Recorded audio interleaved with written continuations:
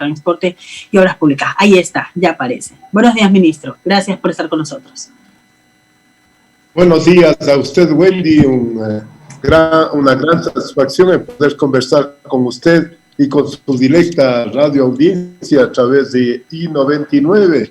Un saludo afectuoso a todos los ciudadanos que escuchan y siguen su programa de noticias. Igualmente, señor ministro. Efectivamente, bueno, pues esta semana ha sido una semana de bastante trabajo. Usted, junto a otras autoridades y el presidente de la República han tenido reuniones que se necesitaba tener justamente con el área de los transportistas. Así que el ministro nos va a dar cuenta justamente a qué acuerdos llegaron, cuáles fueron estas resoluciones y qué es lo que pide el sector de la transportación, que si bien ya lo han dicho en algunas ruedas de prensa, entrevistas, pero ya in situ con el presidente de la República y con las autoridades que corresponden, no sabemos realmente cuáles son en firme estas peticiones que hizo el sector de la transportación, señor ministro, por favor, y a qué acuerdos pudieron haber llegado. Bueno, Wendy, muchas gracias. No solamente ha sido esta semana, Wendy, ha sido prácticamente desde el inicio de nuestras labores. Estamos poquísimos días en la administración del presidente Guillermo Lasso y, sin embargo, en esos poquísimos días hemos prestado nuestro tiempo, nuestra atención en todas las reuniones que han sido necesarias. Personalmente me he reunido en primer lugar con todos los sectores de la transportación, luego con los transportistas urbanos de Guayaquil, luego con los transportistas de taxis de la provincia del Pichincha, de tal manera que hemos hecho los mejores esfuerzos para que finalmente esta semana en una reunión en Carondelet, con todos los transportistas o los dirigentes de la transportación del país, se llegue a un acuerdo en conformar una comisión integrada por 5 delegados de los gremios de transporte del país, más los ministros de gobierno, transportes y obras públicas y energía, así como el director ejecutivo de la Agencia Nacional de Tránsito, con la finalidad de escucharles a los transportistas, de mirar los problemas que tienen, seguramente agravados por el decreto 1054 del 19 de mayo del 2020, un decreto que, Wendy, he visto en algunos titulares que hacen ver que como fuese mi decisión. Yo quiero decirles que ese decreto fue suscrito, firmado en el 2020 por el gobierno saliente, me refiero al incremento gradual de los combustibles, incremento que además fue fruto de un acuerdo con el Fondo Monetario Internacional por parte del gobierno saliente, de tal manera que quiero aclarar que pese a los poquísimos días que estamos en el gobierno, hemos dado la cara, estamos hablando, estamos buscando soluciones y así lo seguiremos. Esta comisión, Wendy, se reunirá a partir del lunes 14 en una reunión inicial que lo presidirá en Carondelet el señor presidente de la República, que ha demostrado todo su interés para solucionar no solamente este problema, sino enormes problemas que hay en el país, y nos ha delegado para que escuchemos, para que técnicamente busquemos alternativas y soluciones que se apliquen en nuestro querido país. Este convenio con el Fondo Monetario Internacional, menciona usted, señor ministro, ¿por cuánto tiempo quedó establecido por el gobierno anterior y que obviamente se lo tiene que aguantar el actual gobierno? ¿Y qué posibles soluciones podría tener al respecto? Wendy, yo no soy la persona adecuada para contestar la pregunta. Creo que el ministro de Finanzas es el adecuado para hacerlo. Sin embargo, usted comprenderá que hay una regla impuesta que lamentablemente tenemos que seguirlo, y así lo ha expresado el señor presidente de la República. Sin embargo, les reitero, estamos para soluciones, no para sentarnos a llorar en ningún momento. Estamos para buscar soluciones y eso nos ha encargado el señor presidente.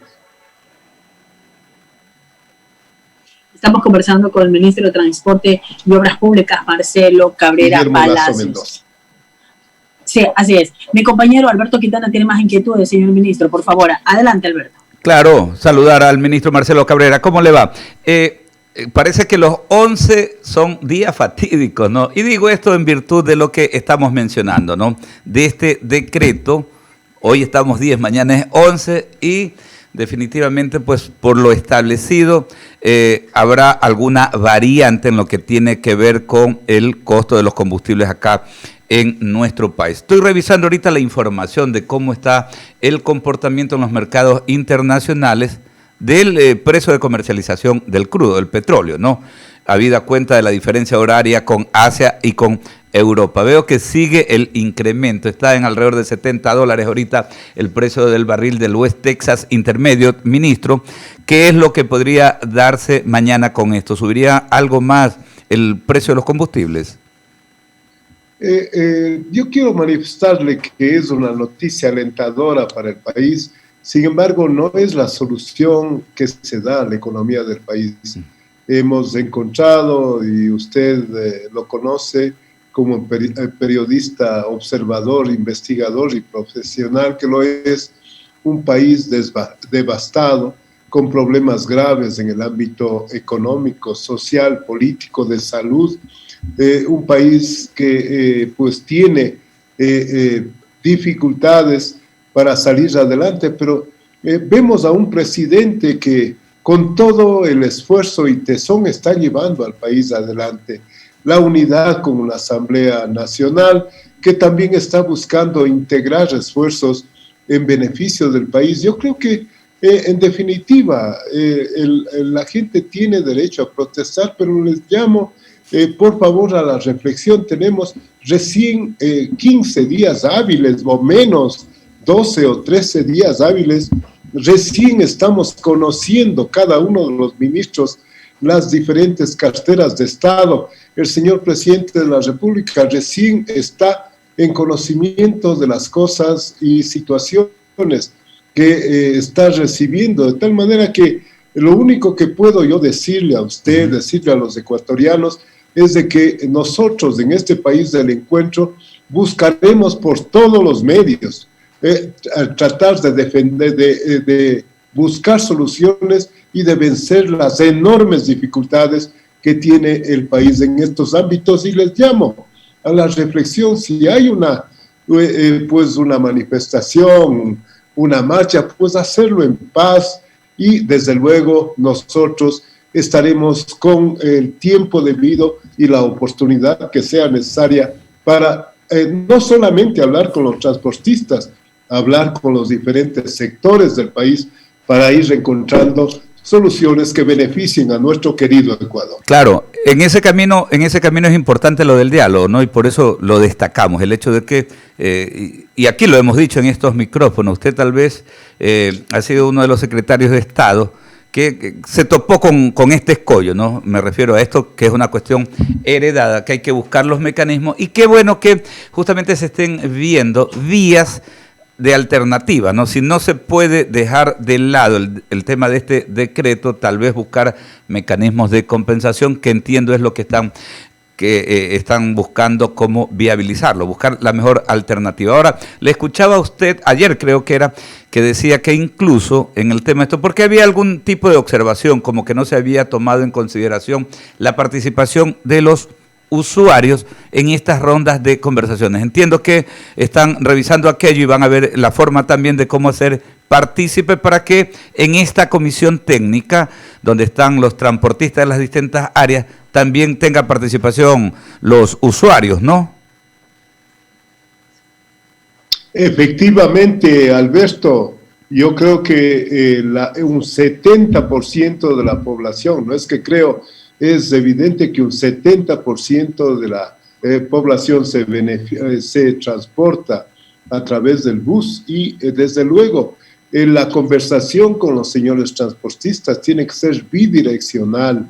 Es evidente que requieren atención, pero esa atención también debe venir atada de la mano con una mejora en el servicio. Yo recuerdo, Alberto, que cuando tuve el honor de ser alcalde de Cuenca, incrementamos el pasaje del bus urbano, pero en esa ocasión con 30 condiciones que debían cumplir los transportistas, condiciones de lo ambiental, en la atención al cliente, en este caso al usuario, condiciones que tienen que ver con 2 choferes por unidad, que los choferes sean afiliados al Seguro Social, etcétera, etcétera, temas de fundamental importancia que también tienen que venir atados justamente con la finalidad de mejorar el servicio que se brinda al ciudadano que requiere de utilizar el transporte urbano o interprovincial.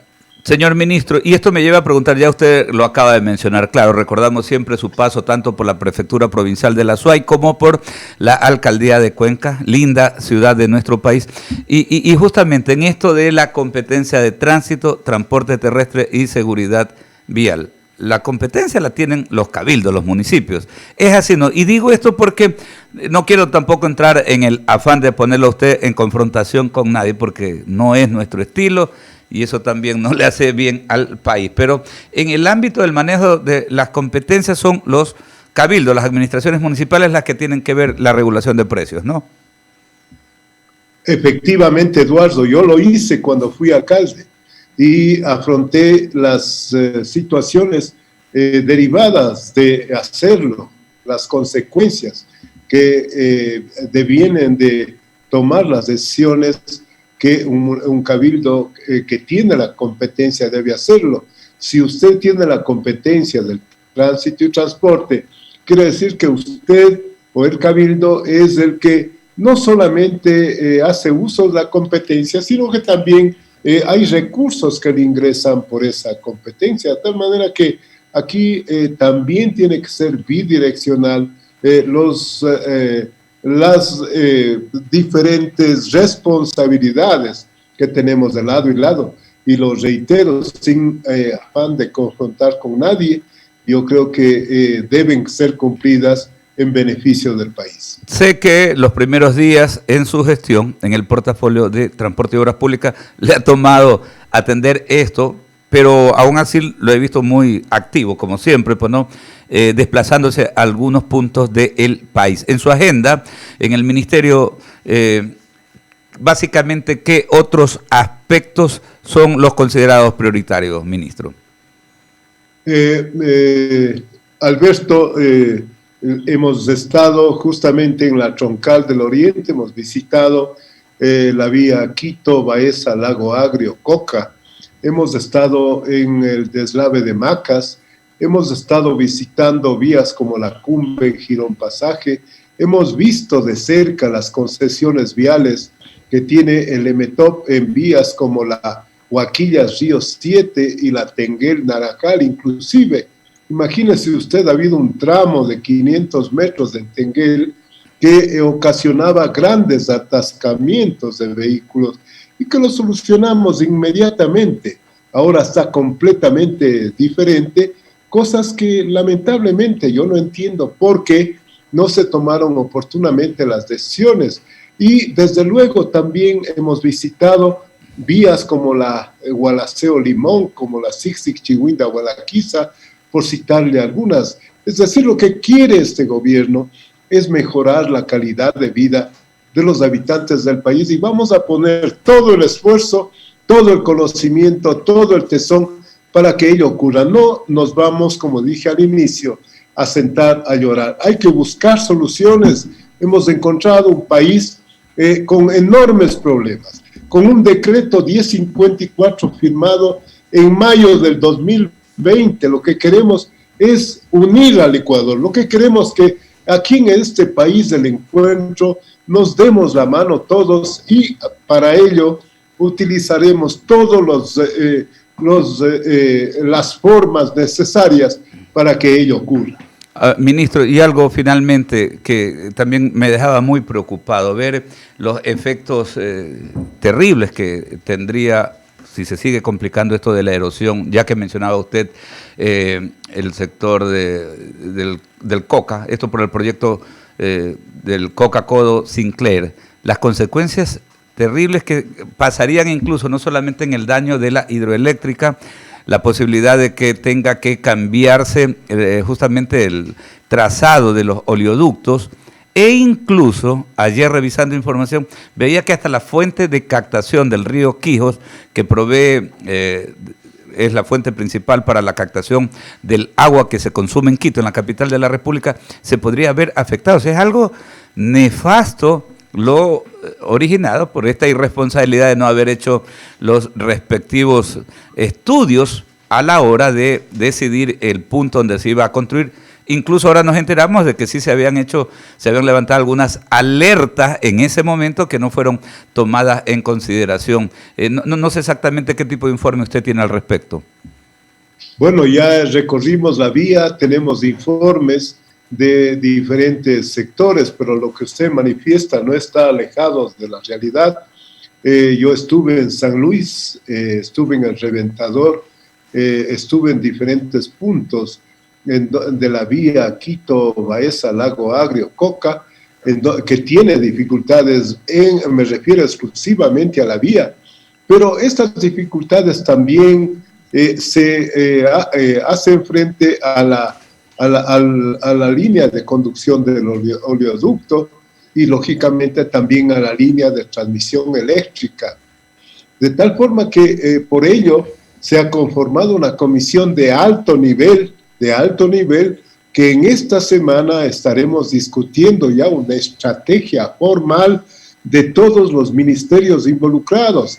Ahí está el Ministerio del Oriente, ahí está el ministro de Transporte y Obras Públicas, está el ministro de Energía, está el ministro de Medio Ambiente, está el ministro de Vivienda, de tal manera que queremos, con el asesoramiento de la SELEC y de Petroecuador, tomar una solución conjunta e ir avanzando de manera organizada ante cualquier situación que devenga, que sería realmente muy grave para el país. Son provincias muy queridas de la patria, un sector enormemente bello, hermoso que tenemos los ecuatorianos y que tiene el mundo, y definitivamente debemos precautelar, en primer lugar, por sobre todas las razones, la vida de los ecuatorianos y desde luego estar pues en previsión de cualquier situación que pueda ocurrir